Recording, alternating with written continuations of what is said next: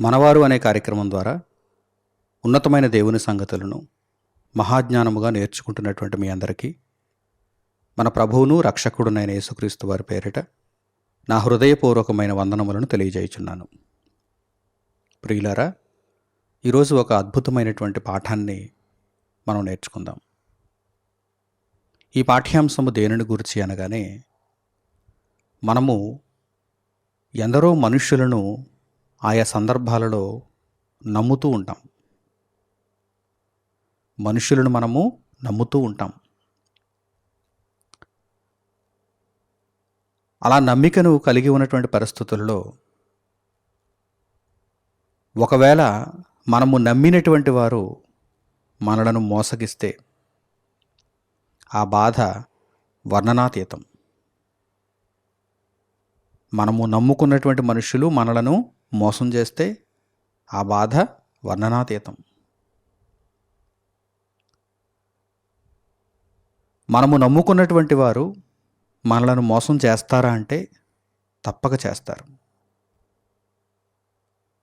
మనము నమ్ముకున్నటువంటి మనుష్యులు మనము ఎవరినైతే గొప్పవారని, ఎవరినైతే ప్రాణానికి ప్రాణమని అనుకుంటున్నామో వారు మనలను మోసగిస్తారా అంటే తప్పనిసరిగా వారు మోసగిస్తారని పరిశుద్ధ గ్రంథం సెలవిస్తోంది.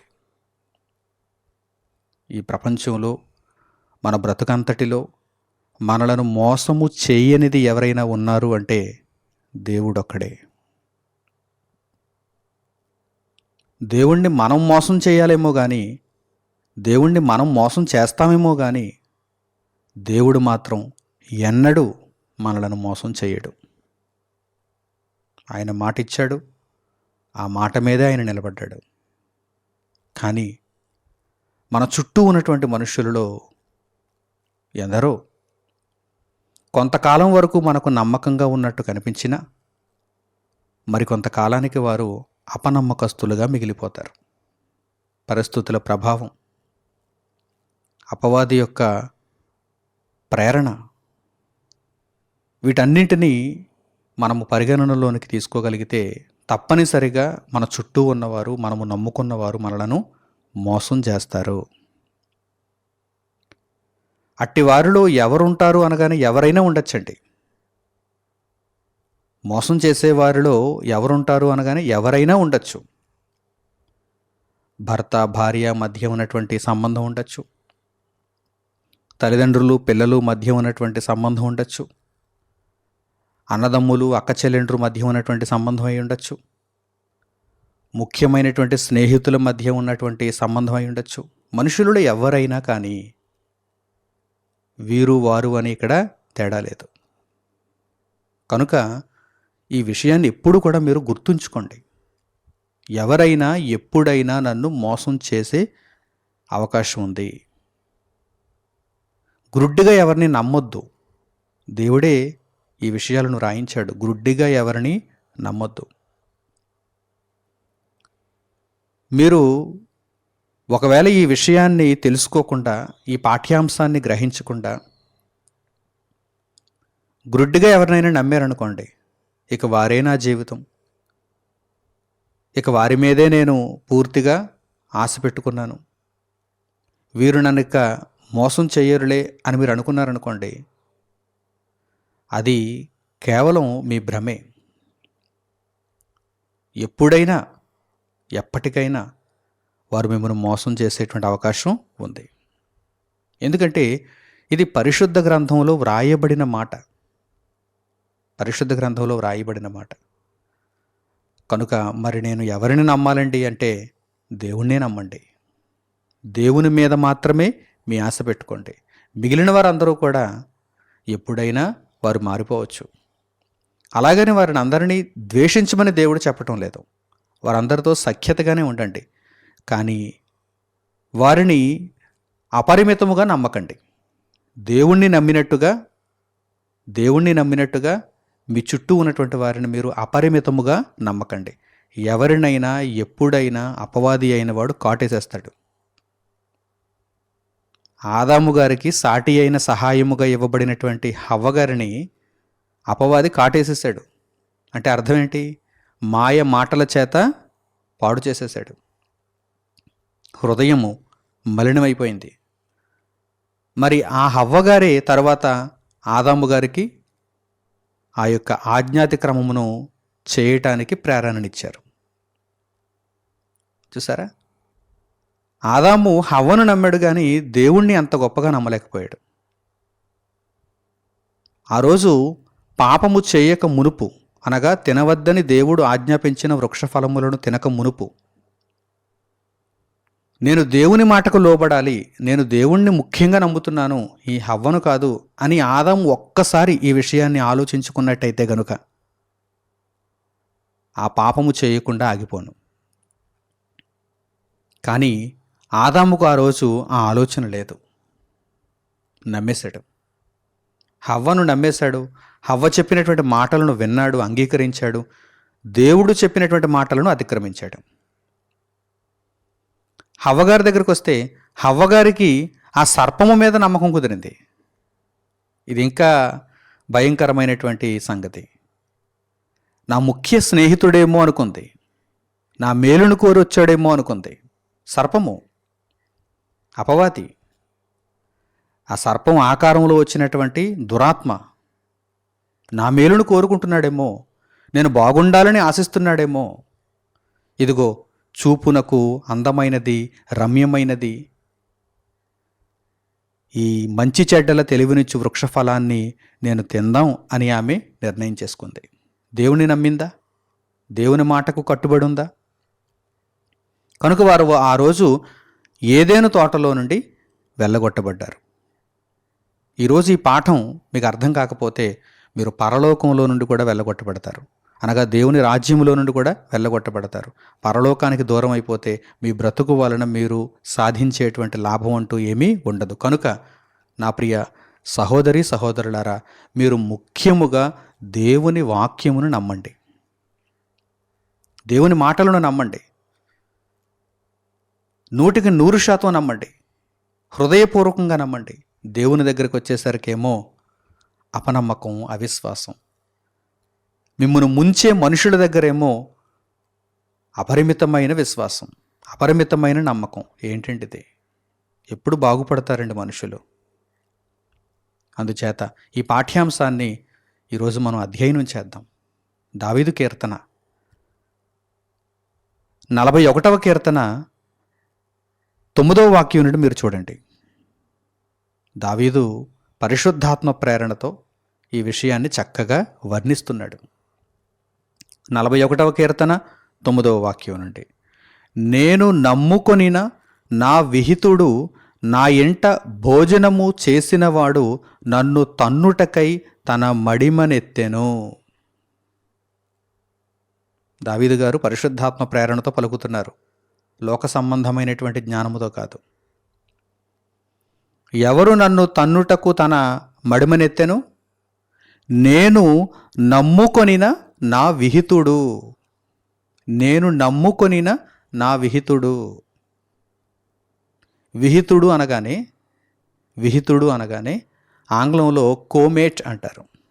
కోమేట్ అంటే కలిసి జీవించేవాడు అని అర్థం. విహితుడు అంటే అర్థం ఏంటి? కలిసి జీవించేవాడు. ఇద్దరి మధ్య విడదీయరాని బంధం ఉందంటే గనక వారు విహితులు అని అర్థం.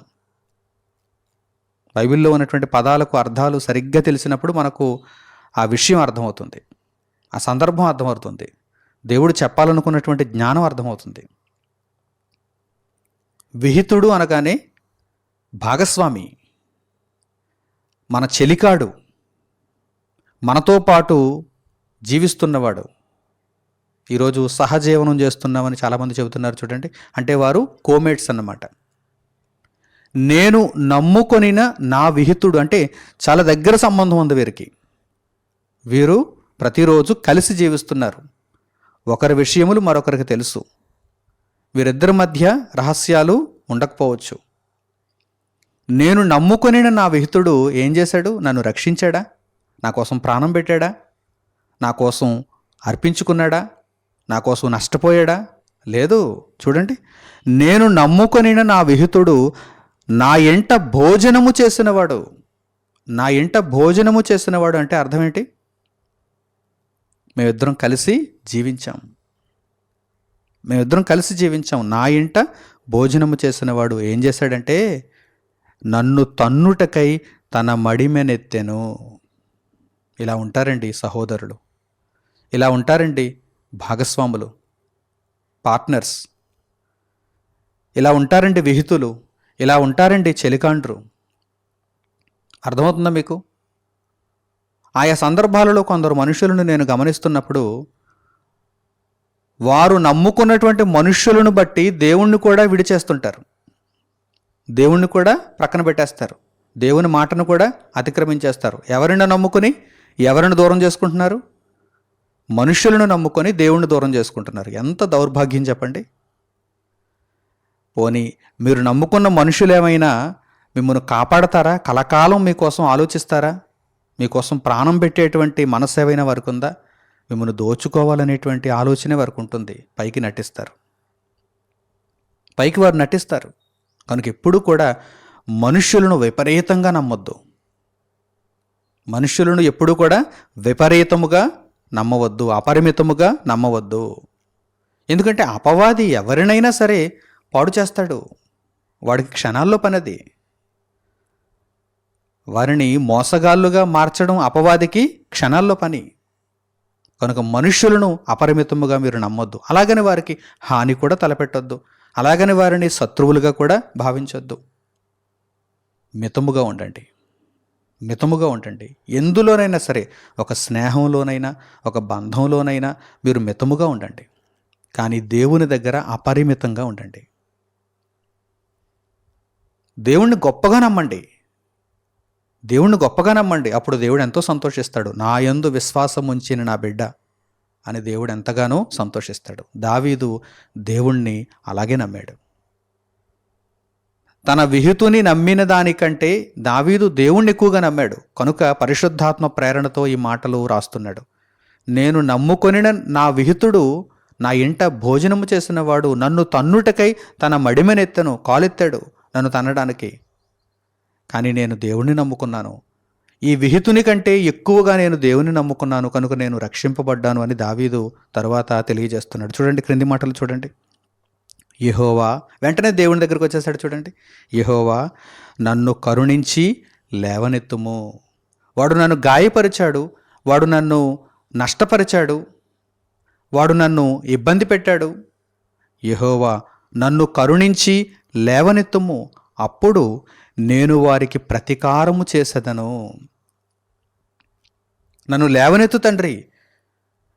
వాడు నేను నమ్ముకున్నా సరే నాకు ద్రోహం చేశాడు గనక అప్పుడు నేను వానికి ప్రతీకారము చేసేదను.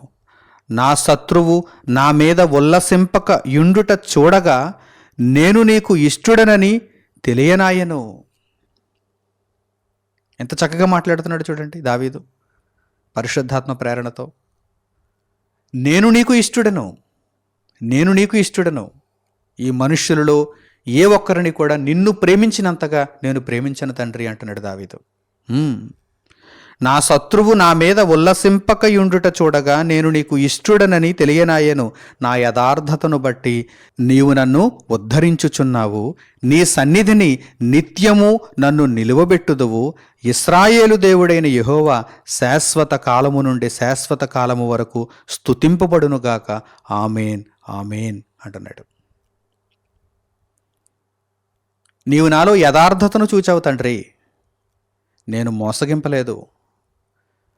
నా విహితులను, నా చుట్టూ ఉన్నవారిని నేను మోసగించలేదు. నీవు నాలో యథార్థతను చూచావు తండ్రి. కనుక నిత్యము నీ సన్నిధిలో నిలిచేవాడనుగా నన్ను ఆశీర్వదించావు నాయన. నీ కృప శాశ్వత కాలము నుండి శాశ్వత కాలము వరకు ఉంటుంది. నీవు స్తుతింపబడతావు తండ్రి.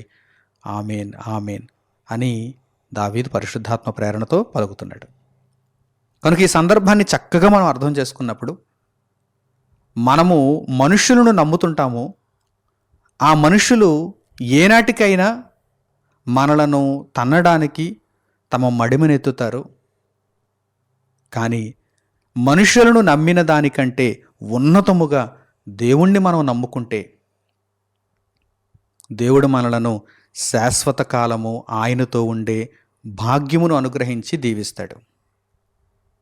తన సన్నిధిలో మనలను నిలువబెట్టుకుంటాడు ఆయన. ఈ వ్రాయబడినటువంటి మాటలు యేసుక్రీస్తు ప్రభువు శరీరధారిగా ఈ భూమి మీద నివసించిన కాలమందు కూడా నెరవేరినట్టుగా మనకు కనిపిస్తున్నాయి. వ్రాయబడినటువంటి ఈ మాటలు కేవలం అక్షరార్థంగా ఉండిపోవు. మనుషులలో అవి నెరవేరుతాయి గనక దేవుడు వీటిని వ్రాయించాడు. ఉదాహరణగా యేసుక్రీస్తు ప్రభువు శరీరధారిగా ఈ భూమి మీద నివసించిన కాలమును మనం చూడగలిగితే ఆయన దగ్గర కూడా ఈ సందర్భం ఒకటి ఎదురైంది. ఏమిటా సందర్భం? నమ్ముకొనిన విహితుడు ఎంట భోజనము చేసినవాడు తన్నుటకు మడిమెనెత్తెను. ఒక్కసారి ఆ సందర్భాన్ని మనం చూద్దాం. ఎందుకంటే ఈ విషయం ప్రతి ఒక్కరూ కూడా చక్కగా నేర్చుకోవాలి. అవసరమైనటువంటి పాఠం ఇది. మానవ జీవితంలో ప్రతి ఒక్కరికి అవసరమైనటువంటి పాఠం ఇది. చూద్దాం. యేసుక్రీస్తు ప్రభువు శరీరధారిగా ఈ భూమి మీద నివసించినటువంటి కాలములో ఆయన దగ్గర సంభవించినటువంటి ఈ సందర్భాన్ని మనం చూద్దాం. యోహాను సువార్త 13వ అధ్యాయము 21వ వాక్యం నుండి చూడండి. యోహాను సువార్త 13వ అధ్యాయము 21వ వాక్యం నుండి. యేసు ఈ మాటలు పలికిన తరువాత ఆత్మలో కలవరపడి, మీలో ఒకడు నన్ను అప్పగించునని మీతో నిశ్చయముగా చెప్పుచున్నానని రూఢిగా చెప్పెను. ఆయన ఎవరిని గూర్చి ఇలాగు చెప్పెనో అని శిష్యులు సందేహపడుచు ఒకరి తట్టు ఒకరు చూచుకొనుచుండగా, ఆయన శిష్యులలో యేసు ప్రేమించిన ఒకడు యేసు రొమ్మున ఆనుకొనుచుండెను గనుక ఎవరిని గూర్చి ఆయన చెప్పెనో అది తమకు చెప్పుమని సీమోను పేతురు అతనికి సైగ చేశాను. అతడు యేసు రొమ్మున ఆనుకొనుచు, ప్రభువా, వాడెవడని ఆయనను అడిగాను. అందుకు యేసు, నేనొక ముక్క ముంచి ఎవనికిచ్చెదనో వాడే అని చెప్పి ఒక ముక్క ముంచి సీమోను కుమారుడకు ఇస్కరియోతు యోదాకిచ్చెను. వాడు ఆ ముక్క పుచ్చుకొనగానే సాతాను వానిలో ప్రవేశించెను. యేసు, నీవు చేయుచున్నది త్వరగా చేయుమని వానితో చెప్పగా, ఆయన ఎందు నిమిత్తము అతనితో అలాగు చెప్పెనో అది భోజనమునకు కూర్చుండిన వారిలో ఎవనికిని తెలియలేదు. డబ్బు సంచి యోదా యొద్ద ఉండెను గనుక పండుగకు తమకు కావలసిన వాటిని కొనుమని అయినను బేదలకేమైనా ఇమ్మని అయినను యేసు వానితో చెప్పినట్టు కొందరు అనుకొనిరి. వాడు ఆ ముక్క పుచ్చుకొని వెంటనే బయటికి వెళ్ళెను. అప్పుడు రాత్రివేళ. ఈ సందర్భాన్ని మనము చక్కగా ఆలోచన చేయగలిగితే, యేసుక్రీస్తు ప్రభువును అప్పగించటానికి ఇస్కరియోతు యోధ సిద్ధమైపోయాడు. ప్రధాన యాజకులకు, శాస్త్రులకు యేసుక్రీస్తు ప్రభువును అప్పగించు నిమిత్తము యేసు శిష్యులలో ఒకనిగా ఎంచబడిన వాడైనటువంటి ఇస్కరియోతు యోధ సిద్ధమైపోయాడు. ఇంతకీ ఎవరి ఇస్కరియోతు యోధ? యేసుక్రీస్తు ప్రభువు దగ్గర ఉన్నటువంటి శిష్యులలో ఒకడు, అంటే విహితుడు వంటివాడు. యేసుక్రీస్తు ప్రభువునకు విహితుడు వంటివాడు, చెలికాడు వంటివాడు. ప్రభువు కొరకు ప్రాణాలైనా ఇవ్వటానికి సిద్ధపడవలసింది పోయి ప్రభువు ప్రాణాలను తీయటానికి సహకరించాడు ఇస్కరియోతు యోధ. ఎంత దౌర్భాగ్యుడైపోయాడో చూసారా? అంటే ఏ వాక్యము ఇస్కరియోతు యోధాలో మనకు కనిపిస్తుంది? ఏ వాక్యము? నేను నమ్ముకొనిన నా విహితుడు, నా ఇంట భోజనము చేసినవాడు నన్ను తన్నుటకై తన మడిమనెత్తెను అనేటువంటి మాటలు ఇదిగో ఇస్కరియోతు యోధ యొక్క ప్రవర్తనలో ఇప్పుడు మనకు కనిపిస్తున్నాయి. ప్రారంభం నుంచి కూడానండి, హవ్వగారి దగ్గర, ఆదాము దగ్గర, కయీను దగ్గర, ఇలా మీరు దుర్మార్గులు, దుష్టులు, అనీతిమంతులు, పాపాత్ములు ఎవరైతే ఉన్నారో వారందరి దగ్గర కూడా ఇదిగో ఈ మాటలే మనకు కనిపిస్తున్నాయి. వారు దేవుణ్ణి ప్రేమించలేదు, వారు ప్రభువును ఆశ్రయించలేదు. వారికి ఎవరైతే వాక్యమును నేర్పించారో, వారికి ఎవరైతే భోజనం పెట్టారో, వారిని ఎవరైతే కూడా తిరగనిచ్చారో, వారిని ఎవరైతే గొప్ప స్థాయిలో ఉంచారో అటువంటి వారినే తన్నడానికి కాలు పైకెత్తారు. అటువంటి వారినే తన్నడానికి కాలు పైకెత్తారు. ఎంత దౌర్భాగ్యమో చూసారా? కనుక ఈ పాఠాన్ని మనం చక్కగా ఆలోచన చేయగలిగితే ఏనాటికి కూడా, ఎప్పటికీ కూడా మనము ఇస్కరియోతు యోధా వలె మారడానికి వీలు లేదు. ఆదాము హవ్వలు మొదలుకొని పాపాత్ములుగా ఎందరైతే దేవుని యొక్క ఆజ్ఞను అతిక్రమించారో వారి వలె మనం మారడానికి వీలు లేదు. మనము దేవుణ్ణి అమితముగా ప్రేమించాలి. దేవుని వాక్కును మనము నెరవేర్చాలి. ఒకవేళ ఎవరైనా మన పట్ల ఇలా చేస్తే, మనమైతే ఇలా చేయకూడదు. మనమైతే మనలను నమ్ముకున్న వారిని ఇబ్బంది పెట్టకూడదు, కష్టపెట్టకూడదు, వారిని తన్నుటకు మడిమనెత్తకూడదు. ఒకవేళ ఎవరైనా మనలను ఇలాగ చేస్తే జాగ్రత్త పడాలి, జాగ్రత్త పడాలి. లేదండి వారిని నేను గుడ్డిగా నమ్మేశానండి, వారి మీదే నేను ఆధారపడిపోయానండి, దేవుని మీద నేను ఆధారపడకుండా దేవుని వాక్యమును నమ్మకుండా వారిని నమ్మానండి, ఈరోజు నేను బాధలోనికి వెళ్ళిపోయానండి, కృంగిపోతున్నానండి అనడానికి వీలు లేదు. ముందుగా దేవుడు ఈ పాఠాన్ని మీకు చెబుతున్నాడు. మీరు దేవుణ్ణి ప్రేమించండి. దుర్నీతిపరులను కాదు, అనీతిమంతులను కాదు, వాక్యమును ఎరుగని వారిని కాదు, దేవుణ్ణి ప్రేమించండి. లోకమందు ఉన్నటువంటి మనుషులందరూ కూడా ఇట్టి కోవకు సంబంధించిన వారే. మీరు ఎవరిని దేవుని కంటే ఎక్కువగా ప్రేమిద్దాం అనుకున్నా వారు చివరకు మీకు నష్టాన్నే మిగులుస్తారు, నష్టాన్ని. అంతే తప్ప మిమ్మును బాగు చేసేవారైతే కానే కాదు. కనుక సహోదర ప్రేమను మనము కలిగి ఉండాలి. కానీ దేవుని కంటే ఎక్కువగా ఎవరిని కూడా ప్రేమించకూడదు. దేవుని కంటే ఎక్కువగా ఎవరిని ప్రేమించకూడదు. సహోదర ప్రేమ కలిగి ఉండి వారిని అగ్నిలో నుండి లాగి రక్షించినట్టుగా నరకములో నుండి వారిని జీవములోనికి తప్పించటానికి దేవుని వాక్యమును ప్రకటించాలి. అంతే తప్ప నీవే నా సర్వస్వం, నీవేం చెబితే అదే, నీకోసమే నేను బ్రతుకుతున్నాను, నా బ్రతుకు నీదే అని ఏ వ్యక్తితో మీరు చెప్పినా ఆ వ్యక్తి చివరకు మిమ్మును మోసగించే ప్రమాదం ఉంది. అప్పుడు మీరు నాశనమైపోతారు తప్ప దేవుని దగ్గరకు వెళ్ళలేరు. ఇస్కరియోతు యోధా చివరకు నాశనం అయిపోయాడా? దేవుని దగ్గరకు వెళ్ళగలిగాడా? లేదు. ఎందుకంటే దేవుణ్ణే మోసం చేశాడు. ప్రభువును తన్నుటకు తన మడిమనెత్తాడు. అంటే ప్రభువును అప్పగించటానికి పైకం పుచ్చుకున్నాడు. కనుక ఈ పాఠాన్ని మనము జీవితకాలం అంతా గుర్తుంచుకోవాలి. ఏ మనిషిని కూడా అపరిమితముగా నమ్మడానికి వీలు లేదు. అపరిమితముగా నేను ఎవరినైనా నమ్మాలి అంటే దేవుణ్ణే నమ్మాలి, దేవుని మీద మాత్రమే ఆధారపడాలి.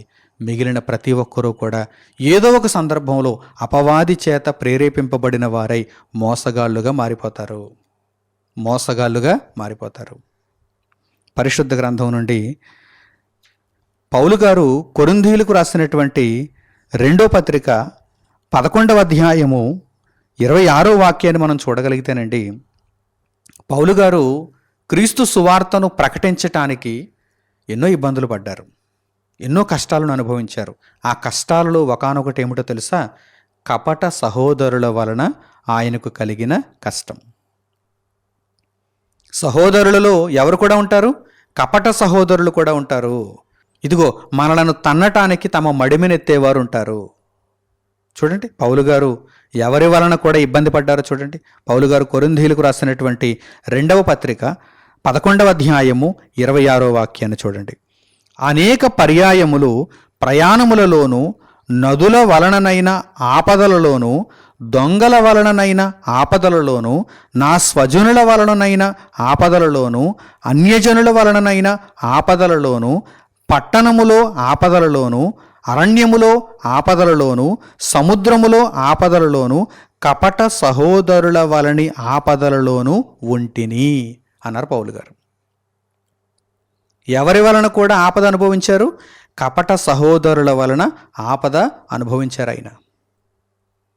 అంటే కపట సహోదరులు ఉంటారు, కపట సహోదరులు ఉంటారు. అంటే వారు సహోదరులుగా వేషం ధరించుకొని మనతో తీయగా మాట్లాడుతూ వారు కపట స్వభావాన్ని చూపిస్తారు. కనుక మీరు జాగ్రత్తగా ఉండాలి. Be careful. ఆపద వస్తుందని అర్థమైనప్పుడు మనం ఎలా ఉంటాం? జాగ్రత్తగా ఉంటాం. ఆపద వస్తుందని తెలియకపోతే ఎలా ఉంటాం? ఆదమరిచి ఉంటాం. అవునా కదా? ఆపద కలగబోతోంది ఫలానా సందర్భంలో, ఫలానా వ్యక్తి వలన, లేకపోతే ఫలానా కాలములో నాకు ఆపద కలగబోతోంది అని మనకు ముందుగానే తెలిసినప్పుడు మనం ఎలా ఉంటాం? అలర్ట్గా ఉంటాం. అలర్ట్గా ఉంటాం. కొద్దిగా నష్టపోయినా ప్రాణాలకైతే ప్రమాదం లేకుండా మనం తప్పింపబడతాం. అదే ఆపద వస్తుందన్న విషయం మనకు తెలియకపోతే, తెలిసినా పట్టించుకోకపోతే, ఆదమరుచుంటే ప్రాణాలకే ముప్పు. ప్రాణాలకే ముప్పు. కనుక ఈ పాఠ్యాంశమును మీరు జాగ్రత్తగా అర్థం చేసుకోండి. సహోదరులను అందరినీ కూడా దేవుని కంటే ఎక్కువగా ప్రేమించకండి, దేవుణ్ణి అపరిమితముగా ప్రేమించండి. సహోదర ప్రేమ ఎలా ఉండాలంటే వారిని అగ్నిలో నుండి రక్షించే విధంగా మాత్రమే ఉండాలి. అంతే తప్ప నా జీవితం అంతా వారిదే, నా బ్రతుకంతా వారి కోసమే అన్నట్టుగా మీరుంటే కనుక వారు ఏనాటికైనా మిమ్మను ముంచే ప్రమాదం ఉంది. అప్పుడు మీరు చాలా దారుణమైనటువంటి వేదనను అనుభవిస్తారు. ఇప్పటికే మీలో కొంతమంది ఆ అనుభవాన్ని రుచి చూచి ఉండొచ్చు. నేను ఫలానా వారిని చాలా గుడ్డిగా నమ్మానండి, వారు ఎంత మోసం చేస్తారనుకోలేదండి అంటూ ఉంటుంటారు అప్పుడప్పుడు. ఎందుకంటే వాక్యము తెలియక, జ్ఞానము తెలియక.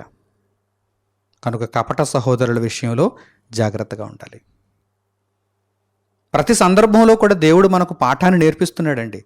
దేవుడు ఒక కోణంలో మనకు దేవుని వాక్యాన్ని చూపించి మనలను ఇబ్బందులలో ఆయన ఉంచటం లేదు. ప్రతి సందర్భాన్ని కూడా, ప్రతి కోణాన్ని కూడా మనకు చూపిస్తున్నాడు ఆయన. యేసుక్రీస్తు ప్రభువు శిష్యులను సువార్త ప్రకటనకై పంపిస్తూ వారికి చెబుతున్నటువంటి జాగ్రత్త ఏంటో తెలుసా? మీరు కేవలము పావురముల వలె నిష్కపటులుగా ఉంటే సరిపోదు, పాముల వలె వివేకులుగా కూడా ఉండాలి. మీరు పాముల వలె వివేకులను, పావురముల వలె నిష్కపటులనై ఉండవలెను అని శిష్యులకు యేసుక్రీస్తు ప్రభువారు తెలియజేశారు. కనుక మనము ప్రతి సందర్భంలో కూడా అలర్ట్గా ఉండాలి. అలర్ట్గా ఉండాలి. దేవుణ్ణి గ్రుడ్డిగా నమ్మాలి మనం. ఎందుకంటే ఆయన మన కన్న తండ్రి, సృష్టికర్త. ఆయన ఏ మనిషిని కూడా మోసం చేసిన దాఖలాలు చరిత్రలో ఎక్కడా లేవు, ఉండబోవు. కనుక దేవుని మీద మనం పూర్తిగా అనుకుంటున్నాం. దేవుణ్ణి మనము పూర్ణ హృదయంతో నమ్ముతున్నాం. మిగిలిన అన్ని విషయాలలో కూడా మనము జాగ్రత్త తీసుకోవాలి. జాగ్రత్త తీసుకోవాలి. కనుక ఈ పాఠ్యాంశము ద్వారా చక్కని దేవుని జ్ఞానమును మీరందరూ గ్రహించారని హృదయపూర్వకంగా విశ్వసిస్తూ ఈ సందేశమును ఇంతటితో నేను ముగిస్తున్నాను. తండ్రి అయిన దేవునికి ప్రార్థనలో ఏకీభవించండి. మహోన్నతుడును మహాపరిశుద్ధుడునైన మా కన్న తండ్రి, మీరు అనుగ్రహించిన జీవము కలిగిన ఈ మాటల కొరకు తండ్రి, మహోన్నతమైన మీ జ్ఞానము కొరకు మా హృదయపూర్వకమైన కృతజ్ఞతాస్తుతులను మీకు తెలియజేస్తున్నాము. మీ చిత్తము నెరిగి మీ ఇష్టమును నెరవేర్చుచు మిమ్మను అపరిమితముగా ప్రేమించుచు మీ మీద మాత్రమే సంపూర్ణముగా మేము ఆధారపడే గొప్ప భాగ్యమును మాకు దయచేయండి. నాయన, కపట సహోదరులు మా చుట్టూ ఉంటున్నారు. మమ్మను మోసగించుటకు స్వార్థప్రియులుగా తిరుగుతున్నారు. అట్టివారి విషయంలో మేము జాగ్రత్త పడుటకు నాయన మాకు సహాయమునివ్వండి. మా మనోనేత్రములు తెరవండి. ఏ ఒక్కరిని గురుడ్డిగా నమ్మకుండా మీ చిత్తమును నెరవేర్చుట యందు మాత్రమే మేము దృష్టిని పెట్టి అగ్నిలో నుండి అనేకులను రక్షించుట కొరకు సహోదర ప్రేమను మేము మా చుట్టూ ఉన్న వారందరి ఎడల చూపిస్తూ మీ దృష్టికి ఇష్టలముగా ప్రభువు మార్గమును వెంబడించు వారముగా మమ్మను దీవించమని మిమ్మల్ని కోరుకుంటూ మా ప్రార్థన మనవులను మా ప్రభువును మా రక్షకుడునైన యేసుక్రీస్తు వారి పేరిట మిమ్మల్ని వేడుకొనుచున్నాము తండ్రి. ఆమేన్. అందరికీ వందనములు. సెలవు.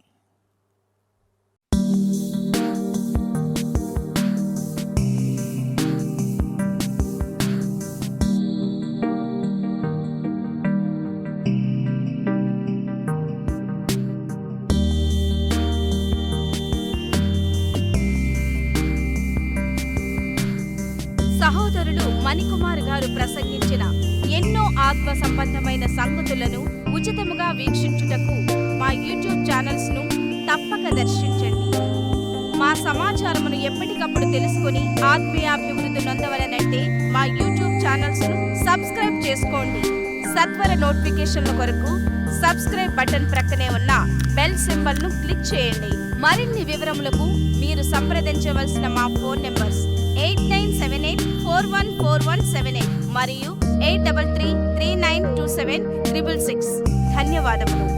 ఈ కార్యక్రమమును అనేక మందికి పరిచయం చేయగలరని ఆశిస్తున్నాము. ప్రభువైన యేసుక్రీస్తు పేరిట మీకు శుభములు.